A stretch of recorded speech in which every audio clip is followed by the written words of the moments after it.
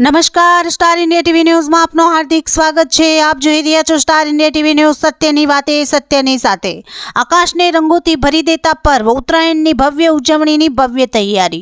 હર્ષ ઉલ્લાસ અને પતંગોત્સવની ભવ્ય ઉજવણીના પર્વ ઉત્તરાયણ પૂર્વે આજે હિંમતનગર કેનાલ ફ્રન્ટ ખાતે ગરીબ તથા જરૂરિયાતમંદ બાળકોને ઉત્તરાયણ નિમિત્તે પતંગ દોરી, ચીક્કી તથા મેડિકલ પટ્ટી વિનામૂલ્યે વિતરણ કરવામાં આવી।